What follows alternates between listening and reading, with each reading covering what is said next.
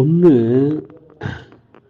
ஆன்மீகனா சோகம் விரக்தின்னு சொல்லிட்டு ஆன்மீகம் மட்டும் இல்லை, எதுலேயுமே சரியான புரிதலோட தவறான புரிதல் அதிகமாக இருக்கும். 95% மேலே ஒரு விஷயத்த தவறாக புரிஞ்சுக்குவாங்க. இப்போ சப்போஸ் மீடியாவில் வர்றது, பேப்பரில் வர்றது, போக்குவரத்து எல்லாமே புனையப்பட்ட விஷயங்களாக தான் இருக்கும். இன்னும் சொன்னால் இதிகாசங்கள்லாம் கூட, ராமாயணம் மகாபாரதம் கூட அப்படியே இருக்க போகிறதில்ல. ஒரு கவிஞனோட ஒரு இது வந்திருக்கும், ஒரு கலைஞனோட இது அதில் உள்ளே ஏறி இருக்கும். அப்போ எதையுமே சரியான பார்வை இல்லை. சரியான பார்வை இல்லைன்னா சரியான புரிதல் இல்லாமல் போயிடுது. ஆன்மீகத்தை பற்றியும் அப்படி தான். ஆன்மீகத்தை பற்றியும் பல்வேறு கருத்துக்கள் இருந்தாலும், பல்வேறு சொல்லப்பட்டிருந்தாலும், அவங்க எந்த நிலையில் என்ன சொன்னாங்க அப்படிங்கிறது அவரை தவிர வேறு யாருக்கும் 100% தெரியாது. அப்போ கேட்குறவங்களோட புரிதல் வேறு மாதிரி, அதை எடுத்து சொல்லும் போது வேறு மாதிரி, கடத்தப்படும் போது வேறு மாதிரி, பல ஆண்டுகள் பல யுகங்கள் வரும்போது புனையப்பட்டு கடைசியில் ஒன்றுமே இல்லாமல் போய்டும். அது வெறும் சக்கை தான் இருக்கும். ஆனால் ஆன்மீகம்னா சோகம் விரக்திங்கிறது இந்தியாவில் இருக்கக்கூடிய ஒரு இதுதான். அதை தான் மக்களுக்கும் பிடிக்கும். மீராபாய் அழுதுகிட்டு அப்படி இருக்கிறது தான் பிடிக்கும். லவ் சக்ஸஸ் ஆன திரைப்படம் எப்போவுமே ஜெயிக்காது. லவ் ஃபெயிலியர் ஆனது, கடைசியில் சூசைட் பண்ணி செத்து போகிறது, யாராவது ஒருத்தர் செத்து ஒருத்தர் பைத்தியம் பிடிச்சி போகுது, இந்த மாதிரி படங்கள்லாம் எடுத்து பார்த்தீங்கன்னா பயங்கர ஹிட் ஆகிருக்கும். உதாரணத்துக்கு கும்கி, இந்த மாதிரி இப்போ வந்த படங்கள்.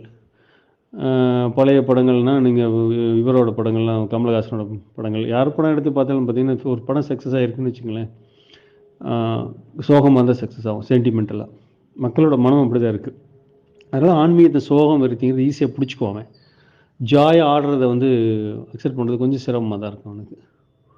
ஆனால் அது அப்படி இல்லை. அது ஆன்மீகம்னாவே குதூகலம் தான், ஆனந்தம் தான்.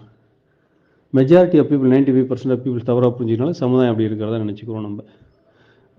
ஒரு நாட்டில் இருக்க எல்லாரும் கெட்டவன் இல்லை. ஒரு சில அரசியலை தப்பு பண்ணுறான், கெட்டவன் இருக்கானுங்கிறதுக்காக நாடே கெட்டது அப்படின்னு சொல்ல முடியாது. நல்லவங்களாம் வெளியே தெரியல, அவ்வளோதான். சலசலப்பு வெளியே தெரியுது, நல்லது வெளியே தெரியல. அப்புறம் சாட்சியிலையும் ஒரு தப்பு பண்ணிடுறோம். வெறுமனே அப்படிங்கிற வார்த்தை வேண்டாம் நமக்கு. சிவா வெறுமனே இருக்க மாட்டான், ஆனந்தமாக இருப்பான். வெறுமனேன்னா ஒரு விரக்தியோடு சேர்ந்த மாதிரி வந்துடும். எம்டி சொல்லிட முடியாது. அதை வெறுமையினாலே அது ஒரு சோகம் விரக்தி வந்த மாதிரி ஆகிடும். சாட்சிங்கிறது வெறுமனே இருக்கிறது இல்லை. வெறுமனே இருக்கிறதுனால சாட்சியாக பார்க்கவும் முடியாது.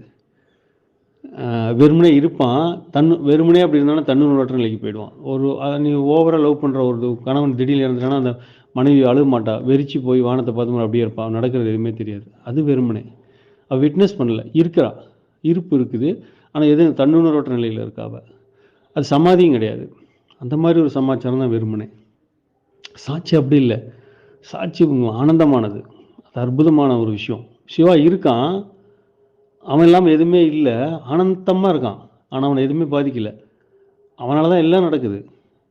அவனுக்குள்ளே இருந்தால் சக்தி எல்லாமே பண்ணுறா, சக்தி எல்லாவும் அதுவாகவும் இருக்கிறா, எல்லாத்தையும் அட்டாச்மெண்ட்ஸோடு இருக்கா. அவளுக்கும் சிவனுக்கும் உள்ள வித்தியாசம் என்னென்னா, மீன்ஸ் நீ ஒரு மனிதனாக அதை மீன் பண்ணிக்க வேண்டாம், இயற்கையினுடைய தத்துவம் அது நமக்குள்ளே அப்படி இருக்குது. சிவா இருக்கான், அனந்தமாக இருக்கான், எதுலேயும் அட்டாச் ஆகிக்கிறது இல்லை, எல்லாமே இருக்கான். அதனால் எதுவுமே அவனை பாதிக்கிறதில்ல, அவன் குணம் அப்படியே இருக்குது. சக்தி இருக்கா, எல்லாமாவும் இருக்கா, எல்லாத்தையும் சேர எல்லாம் அதுவாகவே இருக்கா, ஆனால் எல்லாத்தோடய அட்டாச் ஆகிருக்கா. அதனால் அவளால் ஆனந்தமாக இருக்க முடியல. மேட்ரு அவ்வளோதான். சக்திங்கிறது மனம், சிவாங்கிறது இருப்பு, ஆன்மான்னு வச்சுக்கலாம் நீங்கள். அப்போ ஆன்மா ஏகாந்தமானது, அனந்தமானது. ஆனந்தமானது மட்டும் இல்லாமல் அனந்தமானதும் கூடாது. அது அற்புதமாக இருக்குது. காரணம் என்னென்னா அது கூட அட்டாச் இல்லாமல் இருக்குது. ஈவன் சரணாகதி தாண்டுது, அது நான் சொல்கிற விஷயம். சரணாகதி கூட ஒரு அட்டாச்மெண்ட்ஸ் தான், பக்தி கூட ஒரு அட்டாச்மெண்ட்ஸ் தான், நம்பிக்கை கூட ஒரு அட்டாச்மெண்ட்ஸ் தான். எனக்கு எதாவது ஒருத்தர் இருக்கிறான், அவன் குருவாக இருக்கட்டும், தாயாக இருக்கட்டும், தகப்பனாக இருக்கட்டும், காதலனாக இருக்கட்டும், கணவனாக இருக்கட்டும், பையனாக இருக்கட்டும், யார் வேணா இருக்கட்டும், கடவுளாக கூட இருக்கட்டும். அப்போ நான் ஒருத்தர் இருக்கேன், அவன் ஒருத்தர், 2 பேர் இருக்கான். அப்போ தான் நான் நம்ப முடியும் அவனை. நம்பிக்கைங்கிறது எதாவது ஒருத்தர் இருந்தால் தான் நம்ப முடியும். ஸோ முழுமையாக நம்பிட்டே எனக்கு பிரச்சனை இல்லை, பக்தி வந்துடும் அவன் மேலே. நான் ஈஸியாக அவன்கிட்ட சரணாகதி ஆகிடுவேன். எது நடந்தாலும் அவன் பார்த்துக்கிறான், எனக்கு அதை பற்றி கவலை இல்லை அப்படின்னு விட்டுறான். அப்போ எனக்கு பயம் வராது. ஆனால் அப்பயும் 2 பேர் இருக்கோம். நான் இருக்கேன், அவன் இருக்கான். நான் அவன்கிட்ட சரணாகதி அடைஞ்சிட்டேன், அவன் பார்த்துக்குவாங்கிற எனக்கு நம்பிக்கை இருக்குது. சப்போஸ் அவனை காணும், ஐயோ அவங்க காணாமல் யார், ஐயோ அவ்வளோதான் எனக்கு ஆபத்து வரப்போகுது, யார் என்னை பார்த்துக்குவாங்களோ அப்படிங்கிற பயம் வரும். அதையும் தாண்டின விஷயம் நான் சொல்கிற விஷயம். அதனால் புரியும்னு நினைக்கிறேன், புரிகிற மாதிரி சொல்கிற முயற்சி பண்ண அவ்வளோதான் என்னால் சொல்ல முடியுது. அதனால் அப்படி அது அந்த அந்த விஷயம் அந்த வெறுமனேங்கிறது கூட இல்லை. அது சாட்சியில் வெறுமனே கூட இல்லை. ஆனால் வரும், போகும்போதெல்லாம் தாண்டி தான் வந்தாகணும். நம்ம போகும்பொழுது பயம் வரும். பயத்தினுடைய இயலாமையின் காரணமாக ஏதோ ஒன்று பிடிக்க சொல்லும். பிடிக்கணும்னா நம்பிக்கை இல்லாமல் ஒரு குச்சி பிடிக்க முடியாது. அது பாம்பு இல்லை, குச்சி தான் நம்மளால் தான் பிடிக்க முடியும். அப்போ தான் நம்பிக்கை வரும். பயம் வந்தால் தான் நம்பிக்கை வரும். நம்பிக்கை வந்தால் தான் பக்தி வரும். பக்தி வந்தால் தான் சரணாகதி வரும். ஸோ சரணாகதி வந்தால் தான் ஆன்மீகத்தில் ஏதாவது கொஞ்சமாவது போக முடியும். அப்போ சோகம் விரக்தி தாண்டி தான் போயாகணும். அப்போ சாட்சிகள் நுழையும் போது ஆரம்பத்தில் வெறுமன் இருக்க தான் செய்யும். வெறுமனே சாட்சி தான் பண்ண வேண்டும். இது எல்லாமே சக்தியினுடைய கூறுகள்.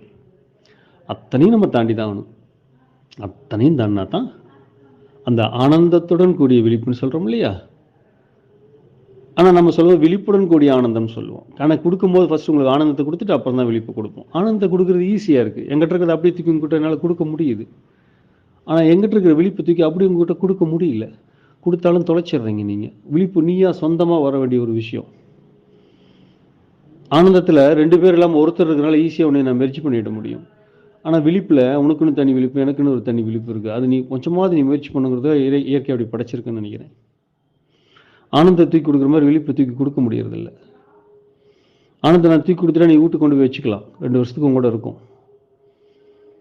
ஆனால் விழிப்பு நான் தூக்கி கொடுத்துட்டா எனக்கு கொண்டு போய் அவ்வளோ வச்சிருக்க முடியறதில்ல. மனமய கோஷத்துக்கு பக்கத்தில் விஞ்ஞானமய கோஷம் இருக்கனால அந்த மனமய கோஷம் விஞ்ஞானமய கோஷத்தை ஆட்டி படைச்சிருது. ஏன்னா கொஞ்சோண்டு 2 ஒன்றுக்குள்ள ஒன்று கலந்து தான் இருக்குது. ஆனால் ஆனந்தமய கோஷத்துக்கு மனமய கோஷத்துக்கு சம்பந்தமே இல்லை, தாண்டி இருக்குது. அதனால மனமய கோஷம் ஆனந்தமய கோஷத்தை பாதிக்க முடியறதில்லைன்னு நினைக்கிறேன். அதாவது விழிப்புடன் கூடிய ஆனந்தமே விழிப்புக்கு முக்கியத்துவம் தருவோம். இருந்தாலும் ஆனந்தத்தை ஃபஸ்ட்டு கொடுப்போம். விழிப்பு தனியாக பயிற்சி பண்ணுறது சிரமம். வரலாற்றில் நம்ம பார்த்துட்டோம். ஆனந்தமாக பயிற்சி பண்ணுற ஒரு விஷயம் அது. ஆனந்தமாக பயிற்சி பண்ணால் அது ஆனந்தத்துக்குள்ளே கொண்டு போகும்.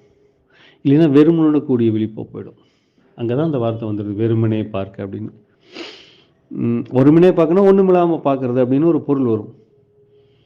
அட்டாச்மெண்ட்ஸ்லாம் பார்க்குறங்கிற பொருள் வரும். ஆனால் அது வெறுமனேங்கும் போது அந்த வெறுமனே அப்படிங்கிற மாதிரி அந்த விரக்தியை குடிக்கக்கூடிய ஒரு இதாக அதை காட்டிடுது. பரவாயில்ல, என்ஜாய். இப்படியெல்லாம் தாண்டி வரணும். அந்த பயத்தை தாண்டணும். ஸ்டெப்பாக தாண்டி வாங்க. நான் கூட கொஞ்சம் உள்ள பயம் இருக்கும் போல தான் தெரியுது உங்களுக்கும். பார்ப்போம். என்ன புண்ணியம் செய்தேனோ